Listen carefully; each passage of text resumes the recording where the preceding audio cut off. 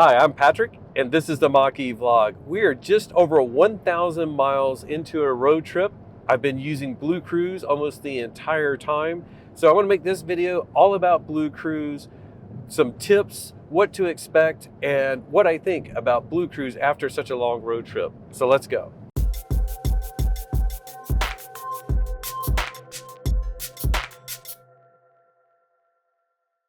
So of course, right now we're going on a straight stretch of interstate. This is like the perfect environment for BlueCruise. If you don't know what BlueCruise is, that's basically just the Ford name of their hands-free intelligent cruise control system. So it's sort of like multiple layers there. So cruise control, as you guys all are aware, it's been around for years, where you set your speed and then the car maintains that speed. The intelligent part of it means that it will adapt based on traffic, as well as, like, we're getting ready to come up to this truck. It's going to start slowing down. It was doing 70, now we're doing 68. I'm going to do a lane change. The hands-free thing comes off. I make the lane change, turn the blinker off, and the hands-free part is back on. So that was the intelligent part. It adapted. It was slowing me down. And then, of course, now here's the hands-free part that I'm doing, but I'm going to switch lanes again. This is one of my favorite things about BlueCruise. To change lanes, I just turn on the blinker, I change lane, and then it reactivates automatically. And we have some emergency vehicles, so I need to pull over, or not pull over, move over. And very easy to do lane changes. There's no like very audible thing. It's like it's nice and quiet. Some systems do like an audible thing every time you're turning their adaptive driver assistance features on or off, and it can be quite annoying for me as well as the passenger, like having that noise going in and out. But you know, as I said, straight stretch of freeway. This is where BlueCruise and basically all driver's assistance features really excels. But it can also, you know, we went through some curvy mountain passes, curvy roads. It handled that very well. I'll insert some clips of that so that you can see, like, it does handle curves. Now what it will do is it will ask me to put my hands back on the steering wheel for some very curvy sections of the road. In fact, I think it says we got some curves coming up here, so we'll demo that. It handles traffic really well. It'll slow down as we're approaching traffic, just as it did with that truck back there, and it will even slow all the way down if we get into stop and go traffic. And to resume back up to speed, as long as we don't stop for a long period of time, it will like accelerate back up to speed. If we actually come to a complete stop for a little bit, I gotta hit the resume button for it to get back up to speed.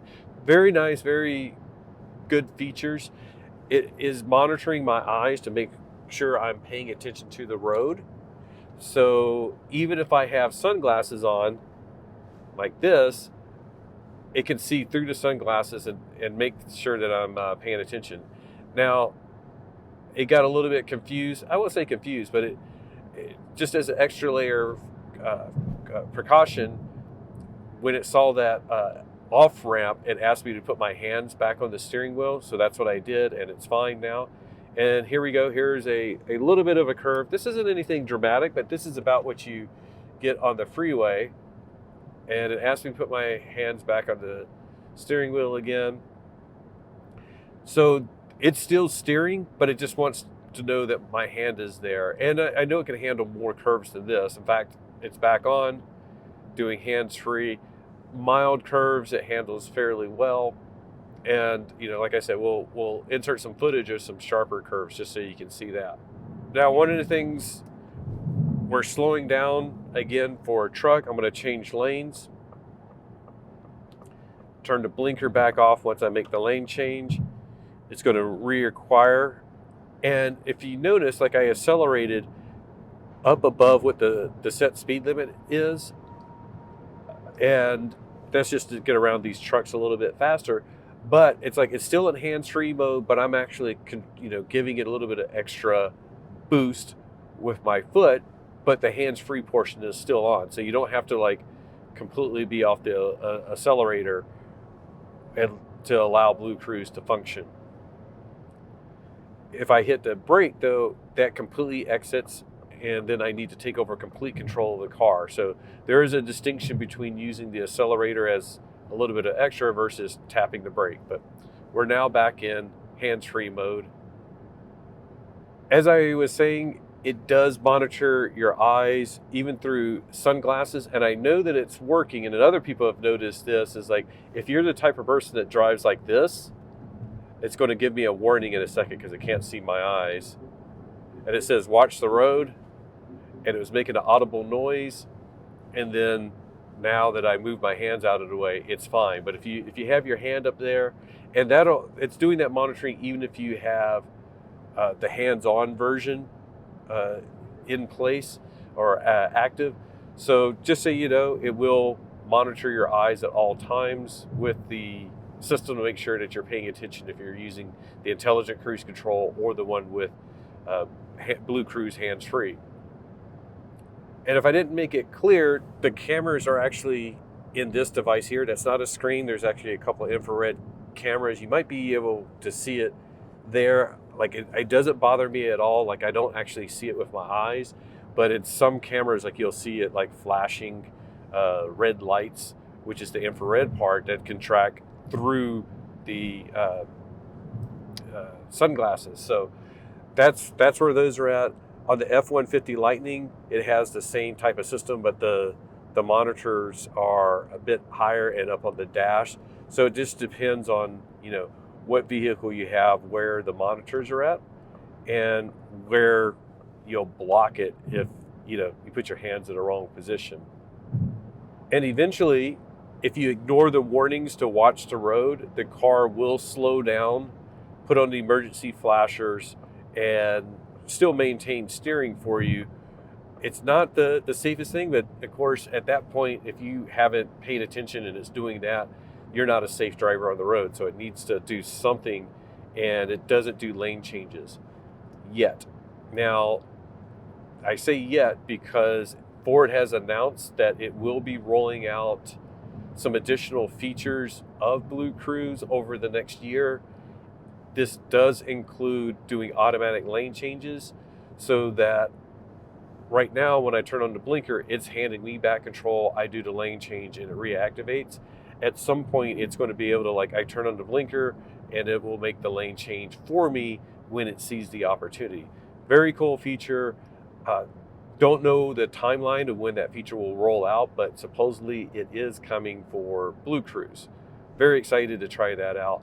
But and the reality is this is what I really want BlueCruise for, is these long stretches. Like I said, we've done over 1,000 miles, and it basically just made it really nice and comfortable. I'm able to, use my hands, get a drink, and I'm not nudging the steering wheel as I'm doing that. It just makes it a lot more comfortable of a drive for these long stretches. Now, one misconception about BlueCruise is that it's only functional at all on the pre-map roads, and Ford has over 100,000 miles of pre-map roads. They're adding more roads all the time, and what that means is the BlueCruise hands-free portion only works on those roads. On roads that aren't pre-mapped, you still have the intelligent cruise control with lane centering, meaning it's going to handle. I wanted to show you this. It says keep hands on steering wheel. It didn't make an audible noise, which some people have commented on, but it did when it realized I wasn't putting my hands back on the steering wheel. So sorry to interrupt my train of thought, but I just wanted to show you. And I'll do it again because it's I'm going to do hands-free. I bet it will give me the warning again because this lane is a little bit weird. No sound. Better put my hands on.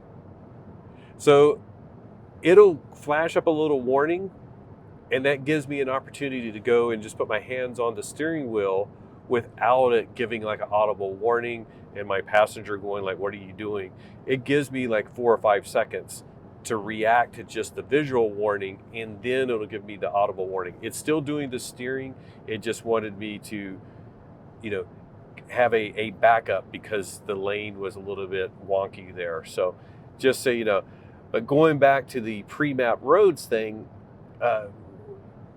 the hands-on version will work on any road, 2-lane road, 4-lane road, whatever, as long as it can see lines on the road. So we'll find some roads later today, and I'll show you that the hands-on version of the intelligent cruise control will work on those roads, even though they're not pre-mapped. As I was saying, you can turn on the hands-on version of the BlueCruise intelligent cruise control on any road where it detects the line. So I just turned it on using the button here. So it will adapt based on traffic in front of me, as well as speed limit signs, and it's going to keep me in these lanes. Now, if there's a car in front of me that comes to a stoplight, it's going to slow down and come to a complete stop. But if it's a red light and no car in front of me, it's not going to stop. And I'm just going to go ahead and hit brake and come to a stop on my own anyways. But that's just something to be aware of. It will slow down for the car in front of you, but it will not stop at a stoplight if there's nobody in front of you. But you can turn on the intelligent cruise control with lane centering, speed limit adjustments, traffic adjustments on any road where it detects 2 lines. Now, on a lot of city streets, the lines aren't very well marked, so it won't let you turn it on those. But as long as it can see the lines, you're good to go. And here's another example. We're on a 2-lane road. I have intelligent cruise control, but I got to keep my hands on the steering wheel. There are some nice, decent curves here. One thing that BlueCruise or intelligent cruise control on these type of roads that you need to be aware of is like it won't slow down for like sharp curves or corners. So it's probably not the best on things where you're going to be speeding up and slowing down. But on this where we're cruising at 55 miles an hour, it's doing perfectly fine handling these curves. Let's see if it cancels on this, because there's like a decent intersection. Nope. No big deal at all. But yeah, I got to keep my hands on the steering wheel. I want to show you that it's actually steering, but trust me, it is. So very cool. Doesn't have to be on a pre-map road. Doesn't have to be on an interstate or 4-lane road. It works on stuff like this as well. We have 2 curves coming up. Here's the first one. I think it'll handle this one no problem, but this off-ramp is going to probably tell me to put my hands on the road. We'll see. On the steering wheel, I mean. Nope, no problems with that. This next one is a bit of a sharper curve. I think it's going to tell me to put my hands on the steering wheel, but I'll show you how it handles it and how long I have. It will do a visual warning and then the audible warning. I will just sort of play it by ear and see what I do.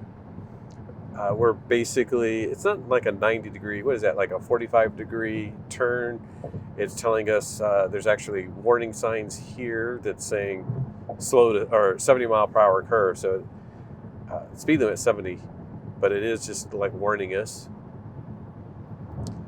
And here we go. Let's see what it's going to do. If it's going to say, put your hands on. No, it's even handling this. Fairly good curve. And then we have another one coming up right after that. So maybe one of these will tell me to put my hands on there, but fairly decent curve here. And feels really smooth. It's not like ping-ponging back and forth trying to follow the curve of the road. It just knows what it is, and it's probably doing a better job of handling the curve than I would have, just being my normal driving self.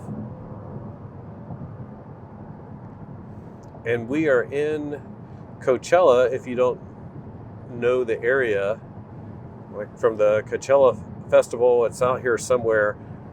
I never realized until like this last year that it was an actual place. I just thought it was the name of a festival. But this is the Coachella Valley. So if you've ever been, let us know. Drop a note down in the comments. And here's another curve coming up. I'm going to move lanes right before we get to the curve.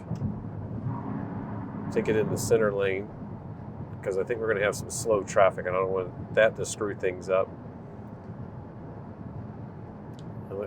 Looks like this truck is going slow, but we'll just stay here. There's somebody coming up on my left. But one of the first videos from BlueCruise with Sandy Monroe is like, oh, it doesn't handle curves, but even he had it wrong. It handled a curve. It just wanted him to put his hands on the steering wheel. But as you can see here, it's staying in hands-free mode all the way around this curve. And, you know, I don't know about you, but this is about as much as of a curve that I've ever seen, you know, on a freeway or interstate. So if it handled that, it's pretty good. Now going through the Colorado Rockies, you know, like I mentioned, it would switch from hands-free to hands-on. And a lot of that I was appreciative because it was also, there's like retaining walls and concrete dividers right next to the road. So I think it's being extra cautious going through stuff like that. Well, that's all I have for BlueCruise. Like I said, the first video I did, like I got it just the day before. We've had it now for several months. That was actually on original Lucifer, our first Mach-E. We now have this Mach-E GT Performance Edition. So we've had it for months. I'm really enjoying it. I think it's great. It's getting better. They are doing updates and tweaks to the software. I think it used to be too far over to the right. Now I feel like I'm more centered in the lane. So they are doing updates. They have the lane change feature that should be coming at some point. I enjoy it a lot. So let me know what you guys think. If you have any other questions, if you want me to test out BlueCruise in certain situations or whatever, let me know. Oh, by the way, I should mention that we did hit some like major rainstorms on our last road trip. It wanted to stay on far longer than I was comfortable for. I turned it off before. It was like still handling it, but I'm like, you know what? We need to slow down and I want to be in control. So if you wondered how it handles the rain, it does fairly well. If you want to know how it handles the snow, we're moving to California. We won't be able to answer that question. But if you have any other questions, let us know.